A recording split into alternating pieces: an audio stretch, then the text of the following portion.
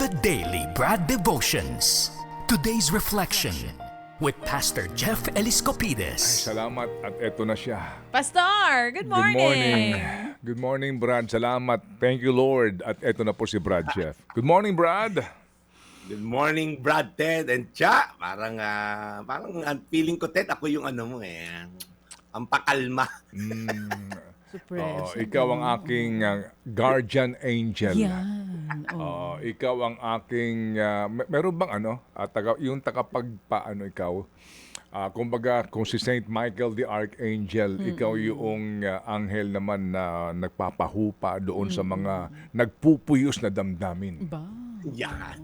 Sige, okay. So, eto na. Okay, si Angel Jeff. Yan. Guardian Angel Jeff. May sulat po tayo dito at humihingi po ng payo. Pwede ba siya sa pagbasa mo niyan, pwede bang hindi malungkot? Hindi ka sure dyan.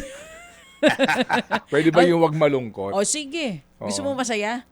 Yung tama lang. Yung sakto lang. Kasi Sige.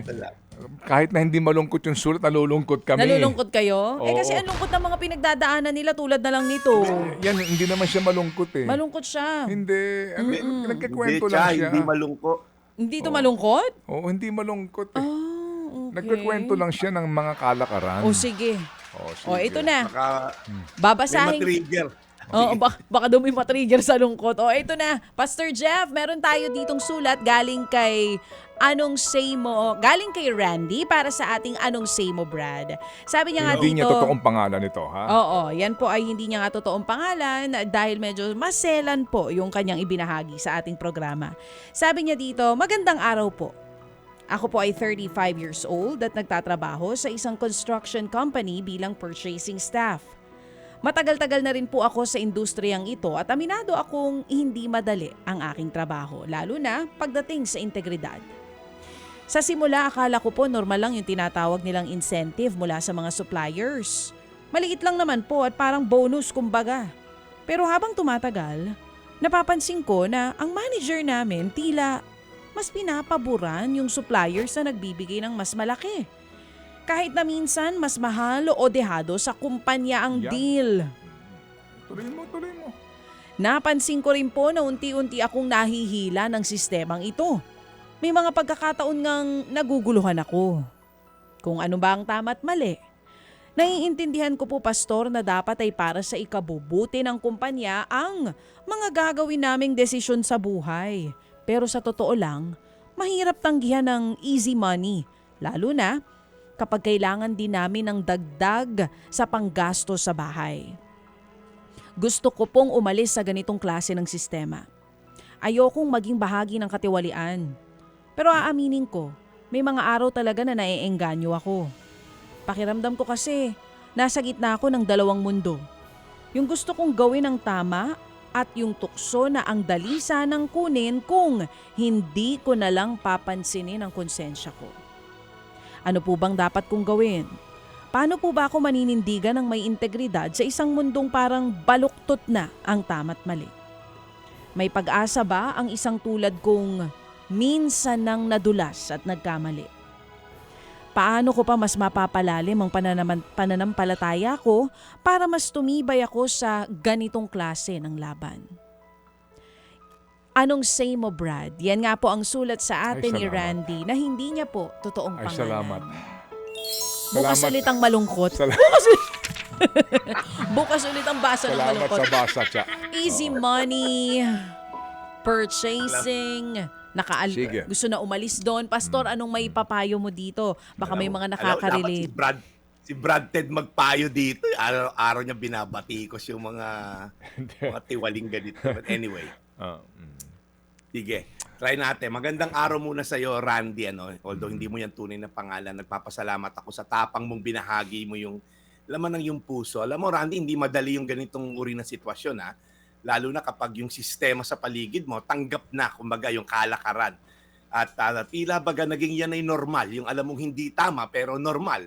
Pero ngayon ikay lumalapit at humihingi ng gabay, yan ay patunay na may liwanag pa na sa hinaharap mo, no, sa gitna ng dilim na pinagdadaanan mo ngayon. So let me share a few thoughts. Number one, Randy, integrity is costly, but it is never a waste. Ibig Ibig sabihin, pagka gusto mo mag-maintain ng integridad, hindi siya madali, hindi siya mura, kumbaga. Maano siya, it's costly. Pero hindi yan sayang. Ang integridad ay parang ginto na sinusubok ba sa apoy. At madalas, ang presyo na to sa pagiging tapat ay hindi komportable, hindi siya kaluluguran ng karamihan. So maaaring maliit ang kita mo, mas kaunti yung pabor na makukuha mo sa tao. Ibig sabihin, hindi dahil sa illegal at immoral na pamamaraan. Pero ano mo sabi sa Proverbs 10:9, maganda to, Kawikaan 10:9, ang namumuhay ng tapat ay pinaghaharian ng kapayapaan. Ngunit ang may mga likong landas ay malalantad balang araw. Amen. Randy, tandaan mo, ang integridad ay hindi laging madaling daan. Pero ito ang ligtas at mapayapang daan. Hindi ito nagpapayaman agad kasi pwede ka naman yumaman sa maayos na pamamaraan. Meron kang tinatawag na disiplina, magkakaroon ka ng integridad sa pagpapayaman, at magkakaroon ka ng peace dahil alam mong malinis yung pinagdaanan. Ito'y nagtatayo rin ng pangalan mo, malinis na pangalan. At ito ay nagbibigay din sa iyo ng dangal. At higit sa lahat, kaluguran sa Diyos. Pangalawa, your past compromise doesn't define you. Your next choice will do. Ibig sabihin, may pag-asa pa, Randy. Aminado kang minsan ka nang nadulas, at yan ay malaking hakbang, yung pagsisisi mo ngayon, patungo sa pagbabago. Hindi ka nagtatago, hindi mo tinatago ang kasalanan sa ilalim ng lahat naman, gumagawa niyan eh. Bagkus kinikilala mong may mali at gusto mong itama, yun ang mahalaga, Randy, ano? May pag-asa pa, yun ang punto ko rito. At huwag mong hayaan na, hindi, nagkasala na ako sa nakaraan, ituloy ko na to hanggang mamatay. Di ba? Yun kasi yung mentalidad na iba. Nagawa ko na eh. Babalik pa ba ako? Wala na rin. Masama natin yung sa akin ng Diyos. Hindi ganon. Sabi sa Bible, hindi raw nagkikimkim ng galit ang Diyos, hindi raw siya nagtatanim ng mga mali nating gawa. At pangatlo, stand quietly but boldly, even if you're standing alone. Hindi mo kailangan mag-announce sa opisina na, ako lang ang tapat dito. Pero kailangan mo maging consistent sa paggawa ng tama kahit walang pumapansin sa'yo. At minsan, hindi agad magbabago sistema. Pwedeng ikaw muna. Maliit na spark sa kadiliman, makikita rin yon. Okay? So tandaan mo, hindi ka lumalaban sa buong sistema. Una sa sarili mo muna. The hardest person to lead is yourself. Pag na-lead mo yung sarili mo against corruption, it will build from there. So number 4, last na to, build the faith that can say no to sin. Yung pagsabi ng no ay gift ng Holy Spirit. Sabi, the grace of God gives you the ability to say no to sin. Kung gusto mong mapalalim ang pananampalataya mo, patuloy ka magdasal, magbasa ng salita ng Diyos, namnamin mo yung mga narinig mo rito sa Daily Bread. So last na lang, Randy, before I pray, this is your defining moment. Hindi kasi nadyang ilagay sa kanyang kumpanya para matukso lang. Ginamit ka ni Lord dyan para maging liwanag sa gitna ng dilim. Baka ikaw magsimula ng pagbabago. Hindi ng buong sistema, pero ng kultura sa paligid mo. So Randy, ulitin ko, mga Kawikaan 10:9, ang namumuhay ng tapat ay pinaghaharian ng kapayapaan. Ngunit ang may likong landas ay malalantad balang araw. Ay manalangin, Randy. Lord, napaka-timely, Lord, ng aming binasang Kawikaan ngayon, na ang taong merong peace sa buhay ay bunga, Lord, ng pagiging tapat. At obviously, Lord, yung mga taong walang peace, walang kapayapaan, mga taong talagang nag-iisip paano magkamal sa illegal at immoral na pamaraan, ay walang peace. At eventually, malalantad din daw sila. At maaaring sabihin namin, hindi naman nakukulong, hindi naman nakakasuhan, nakakalusot kahit malantad. Lord, meron kami ultimate judge na sabi mo sa Biblia, a man is destined to die once and face judgment.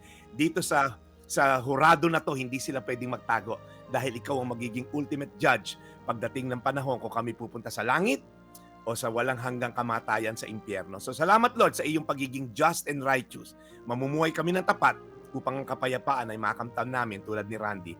In Jesus' name, amen. Amen. And Lord, muli po kaming nagpapasalamat sa inyo sa pagkakataong ito na makapakinig po ng magandang balita at mensahe mula kay Brad Jeff. We pray, Lord, para po kay Brad na siya po'y lagi niyong gagabayan at aalagaan. And again, Lord, salamat po sa araw na ito. In Jesus' name we pray, Amen. Amen. Amen. Makabuluhan na araw po't edisyon sa ating Anong Say Mo, Brad. Brad Jeff, muli, salamat na marami sa iyo with all sincerity.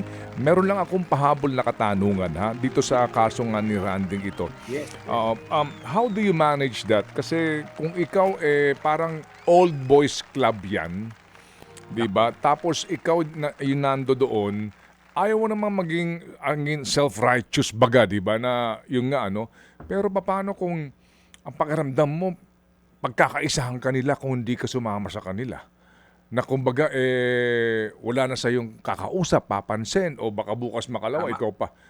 I mean, ano yun? Do you just quit and go somewhere else? Kasi minsan, napakahirap lumaban kapag ang dami nila. Oo nga, Ted. Mag-sample ka nga, Ted. De, joke lang. Parang may alam kang departamento. Mag-name drop daw. Hindi, alam mo yung... Oo, pero may mga ganyan talaga. De, Brad Ted. Diba? Naintindihan ko yan, Brad Ted. May kinounsel na akong ganyan, Brad Ted, na kalakaran na talaga. No? I think ang pinakamahirap yung ano ba yung nakasalalay pag nag-resign ka eh. Okay. So, even sa Biblia, Brad Ted, yung pagsunod sa Diyos ay hindi talaga madali. May mga cases nga na, if you cannot deny your family and stuff like that, ganun katindi yung illustration ni Jesus, hindi kita pwedeng maging follower kung hindi mo kayang i-deny yung pamilya mo. So, ganung level of intimacy, yung kaya mo bang talikuran yung mga bagay na yan para sundin mo ko. So, Brad Ted, kung ako ang magpapayo, no, and I'm not saying gawin mo nyo po ito, kung talagang walang way para ikaw ay hindi makalusot sa sistema, ang sa akin, para sa akin, by faith, lumabas ka sa sistema na yan and just trust God. Amen. will Amen. bless you with provision. Kasi pag pikit matang kasangkapang ka, Brad, sinasabi mo na wala naman akong choice. Iba naman yun. Parang yung mga nakakulong doon sa mga pogo na nakakulong doon sa ibang bansa na talagang nakakulong na minomonitor at ipapapatay. Pero kung may choice ka naman lumabas, for me, Amen. I believe the Lord will give you provision in other means na legal. Kahit magtinda ka na lang na isaw sa labas, alam mo marangal at matino. Amen. Yun lang, Brad. Tsaka lagi Yun. tayo may choice. Yun ang aking gustong mapakinggan na mensahe mula kay Brad Jeff. Kasi si Randy, sa kanya kasing, sa akin totoo pong, so liham ito sa inyo po nakikinig ngayon, no? Ito po ipinaabot sa atin. Kasi baka sa sitwasyon nga din na, di ba, nung una okay sa'yo, no? Pero yung kinalaunan, naapektuhan na yung desisyon noong mga purchasing ninyo o pagbili nyo ng mga gamit ng kumpanya sa laki ng ibinibigay na komisyon doon sa nagdidesisyon, no? At kayong kumbaga nagbibigay ng supposed to be rekomendasyon, no? Kung ayaw mo nun, tapos mag-iingay ka, alam niyo, baka Pag-iinitan ka. yes, pag-iinitan maraming ka. mga repercussion, no? Pati sa safety mo siguro. Correct. So, yung nga ang sabi ni Brad, pray it over, and then kung tingin mo maharap ang iyong kaligtasan, no? At malalagay ka sa sitwasyon na parang ikaw lang mag-isa, umalis ka na lang. Oo, at definitely malalantad din yan sila in the future, no? Pero ikaw na lang ay, 'di ba? Umiwas. Ikaw na lang ang umalis. umiwas. Oo, kasi minsan pag napasok ka sa isang sistema, Brad, no? Oo, pumasok ka doon and then nagulat ka, na-shock ka, Oo, may na ganito culture pala siya. yung sistema. Ganito pala dito. Ngayon at may takot din sa'yo. Baka naman pag lumabas ako dito, bumalik sa akin to. Oo, may mga ganun. Pagpasok mo doon, ay, ganito palang kalakaran dito. Nako, nung ikaw nagsusulong ng iyong mga advokasya at gusto mong mangyari, pinagkakaisahan ka nila. Di ba? Ikaw pa At masama. kontrabida ka sa buhay nila. Oo, wala sa yung kumakausap na doon sa grupo o anuman at sinasabi nila, Outcast ka sino ba bigla. ito? Oo. Di ba? Mukhang hindi ako Papasok lang. Mukhang hindi ako nababagay dito. So, ako na lang ang aalis. Oo. Yan, okay. So, para hindi ka maipit doon sa kumunoy. Oo, na kanilang tinasadlakan. Oo, Ay, hindi ka madamay din. oo. Okay talaga itong si Brad. Oo naman. Alam mo, talagang kapag nakatatanda, alam mo na Daming yun. wisdom na na Oo. may share, may ibabahagi. Sabay. Hindi. Napailing na lang si Pastor doon sa nakatatanda. Yes, Pastor. Natutunan ko yan kay Lope de la Cruz ng Diwa Publishing. Ito nakakatanda dahil birthday niya ngayon. Kuya Lope, Happy thank you for tuning birthday! in. Yan. So, tama ka, Brad. Mahirap talaga. Pero pag hindi ka lumabas, everyday na nandun ka, lalo kang kakainin nung idea na, nakatatlong taon na rin ako dito. Nakaapat na taon. Before you know it, wala na. Buong katawan mo na yun nasa kumunoy. Dati, medyo lumalaban pa yung isang paa nasa labas Hanggat nararamdaman nyo po yung conviction, get out, get out. Yan. Ganda. Eventually, Maraming mawawala na salamat. yung conviction. Pag Ay, salamat. Oo, Thank ayan. you. Thank Sige, you, Pastor. salamat muli, Brad, and we'll catch you tomorrow, Friday na.